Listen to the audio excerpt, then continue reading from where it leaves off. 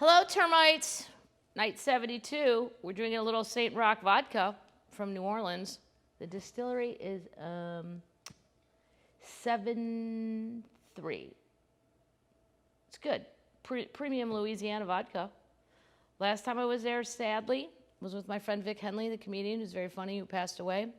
And we went 2 days early just to have fun. And what a nice little present that was, because that'll be my last memory of Vic being together. Anyway. And we had a blast. And I muled this home because I liked it. Also gluten-free. Wait till my sister comes. She'll be so excited. There's so many gluten-free things over at this house. All right. Tanya's going downhill quickly in Los Angeles. She's doing a lot of drugs, and she gave away her last check from Fantasy Island to some lady who couldn't pay a bill for her daughter, which was a very nice thing to do. But in the midst of all this, she was going to look for some quick gigs to bail herself out. My dad was quicker than me. He knew I was supposed to be getting a check, and just a few days after it arrived, he phoned from Nashville and asked me if I'd paid my rent. I had to admit I hadn't. Dad called and convinced me I needed to come to Nashville and sign some contracts. We probably crossed paths in the air, because while I was flying east, Dad was in a plane headed west. He rented a truck, got some of his friends together, packed up my stuff, and moved me out. What? First of all, if my parents ever moved me anywhere, I would just be shocked that they showed up to move things. Because as far as they're concerned, once you're out, bye-bye, chicken pie. And we ain't helping. Which they have every right. I don't like helping people move either. Unless there's beer and pizza. It's a pain in the ass. Dad called and convinced, blah, blah, blah. Okay. They packed and moved me out. Just as he was pulling the truck out of my driveway, the rental agent showed up with an eviction notice and locked the doors. Dad hated the thought of more bad publicity. If they went to the papers with my story, it was going to be one more nail in my career's coffin. He climbed out of that truck and went over there to talk to him. They didn't like it, but my dad convinced them that he'd make it right with them. Unlike that time we got kicked out of that trailer in St. George, Utah, the agents believed he could do it, and they allowed him to leave. He'd have driven off no matter what they said. I know my dad. Bo Tucker ain't putting up with this shit. He will leave. And you can just come try and find his ass. That's how that works. It seems like my dad has found himself in situations where he had to rush in and scoop me up my whole life. As I said earlier, I was a climber when I was a kid. One morning after we'd moved to Wilcox, Dad was having coffee at the kitchen table and stared out the window, and he spotted a small lump on the top of a 50-foot drilling rig he'd brought home to repair and sell. All of a sudden, he shouted, "My God, Juanita, that's Tanya." He ran out, hoping to get underneath me so that if I fell before he could climb up, he could still make the catch. That time I climbed down before he could even get to the rig. When he moved me out of L.A. in 1983, I think he knew I wasn't going to be able to climb on my own. Well, isn't that just a way to frame that? I'm a climber, and he's a catcher. This is going to work out for everybody. Kind of. I was ready to say goodbye to Hollywood. There were too many temptations for a girl who liked to party, and it had never felt like home to me anyway.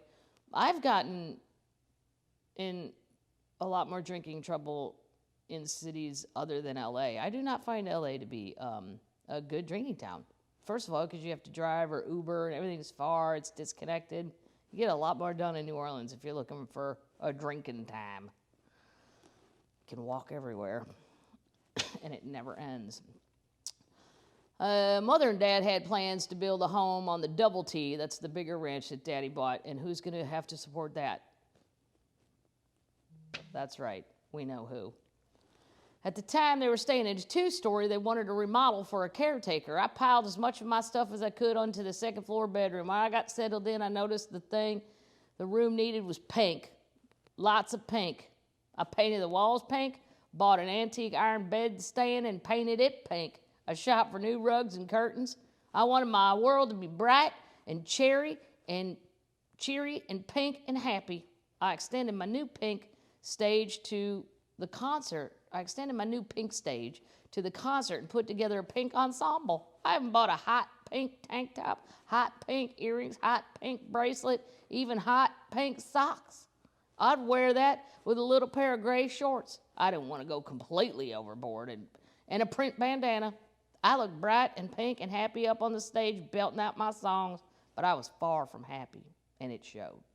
Between the parents' partyings and playing gigs, I was wearing down.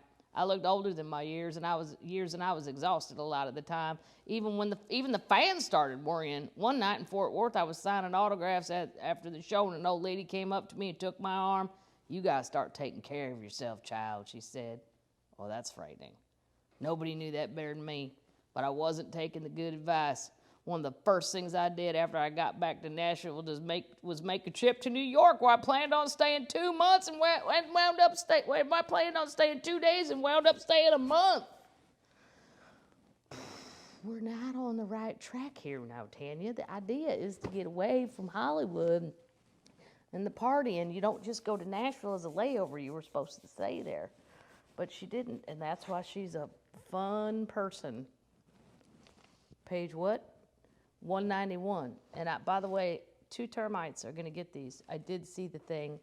Those will be on the way at some point when I feel like going to the post office. And they've been signed. I received a call from Chris Atkins, who asked me to come to New York for a couple days for the premiere of the Pirate movie, a film he'd done.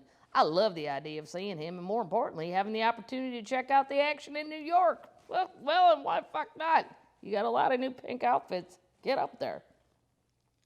My parents just couldn't believe I was going, but they really couldn't do anything about it. I phoned a friend from the Mike Chapman days, Mark Flashman, a co-owner of Studio 54, as well as the executive hotel, and he offered me a free room. What? Party is starting, bitches.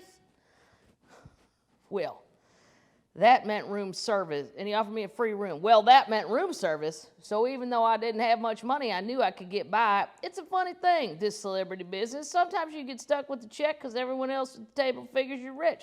Other times you pick up perks every time you turn around. That New York trip was basically a perk. I missed the premiere, but I got in town just in time for the parties. That's my little party animal. You don't have to sit through some movie called The Pirate Movie.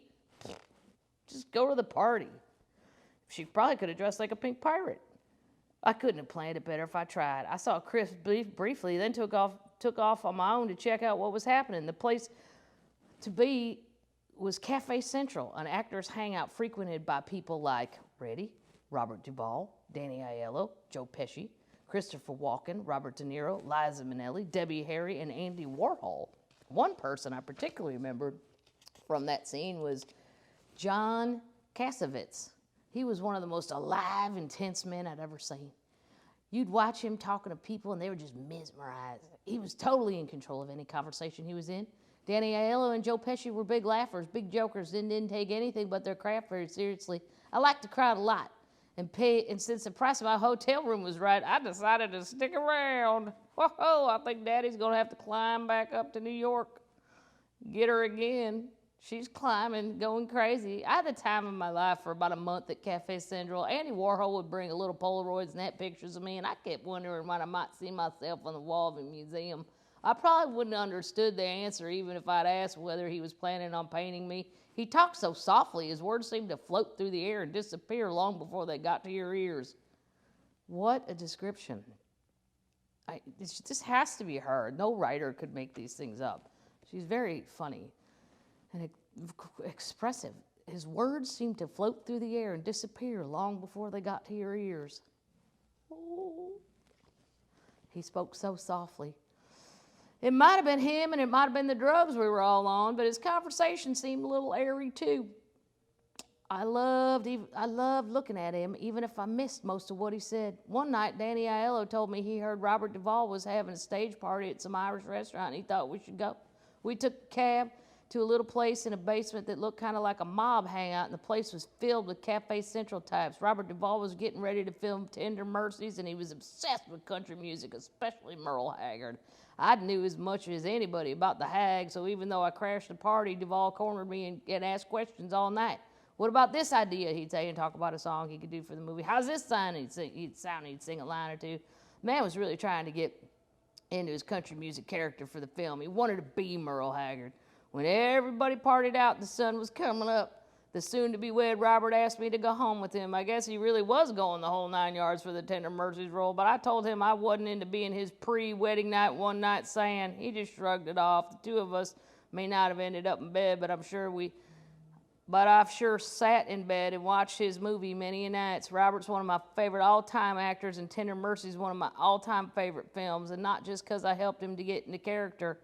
I also met Andy Gibb, yet another man who started out as a flame but ended up as a buddy at Cafe Central. He was handsome. His eyes were particularly striking. They were so open, trusting, and friendly. We sat down at the restaurant and talked till wee hours of the morning. Then we went to his room at St. Moritz and talked some more. Probably could have got a free meal there, too. Andy was one of the most fragile men I ever met. Very sad and hurting so much over his breakup with Victoria Principal. From what he said, she must be one cold human being. I don't think she ever looked back, and when she walked, no matter how much pain she was in, we'd lay there on his bed comparing breakups, and I had to admit that his sounded worse than mine. Andy was a gentle, fragile soul. He was whipped. I tried to toughen him up, but didn't get very far. Hey, you got to get over and on with this, Andy. You're too talented to let a woman like this drag you down. Like I was in a position to be giving advice since I was doing so well with my own love life. I think that's a good place to stop, termites. Well, I ordered the Mary Trump book. Maybe we'll do that one. If you're looking for it, you know where I found it? Walmart.com. Why? Because I'm guessing a lot of the Walmart shoppers don't want to read no hate or bullshit about Donald. The trash is what that is. You burn that shit. So, a lot of places are sold out. But what do? I think, what store would get it where the people don't want to read it? Oh, the Walmart. And I don't like to patronize Walmart because I don't think they treat their employees very well. If you Google that, kind of a shit show. But in this particular situation, I've been left to no choice. My back's against the wall. I'm going to whore myself out and drop $17.99 down at Walmart. Well, maybe we'll read that next after we finish this, because we're getting there. Although I think the Loretta Lynn one is really, really good. You think this one is some squirrel eating, cocaine busting, teeth getting knocked out shit? Because I know a little bit about I don't have the Loretta Lynn book, but I know about it, but I could buy it. Or would the termites rather hear Mary J. Trump's book? Might be kind of hard. Let me know on the Insta. And they want to ban TikTok. I don't know if you heard that, Mike Pompeo and Donald. And I say, I fucking dare you. Because you don't want to see the children rise. Did you never see Children of the Corn? Where they sacrifice adults for their demonic deity? That's the whole plot of the movie. And I think it really could apply now if you took away TikTok. Maybe they want to do it because of Sarah Cooper. She's really funny. She does those videos of Donald. All right, termites, get your summer sheet. Still summertime. We haven't really seen all the statistics from the 4th of July partying, people. That should be a fun next wave, huh? And then thankfully there's no more holidays for a while, so maybe all the party people could just maybe simmer for a few weeks. Just simmer your ass down. And then maybe I could go back to work like in 2034. That'd be fun. I won't even remember my act. I'll have to start a whole new one. But that's fine. I could do that. COVID jokes will be okay by then, probably, because it'll be over, hopefully. We'll have moved on to something like the bubonic plague, which a squirrel just tested positive for in Colorado. I don't know if you saw that. True, not a lie. Google it. There's that. Stay away from squirrels. Okay, termites, get your summer sheet. Bring it up. Put it right here. Right here. Get all snuggled in. Tell yourself, I'm a good termite. I'm a worthy termite. And with that being said out loud to yourself, you have to say it out loud. You can't just think it. Because you're speaking to the grand termite. The imperial termite, if you will. There's got to be a termite leader. It's not me. I'm just another termite. I think there's a grand termite. And that's it. I'll just say night-night, termites.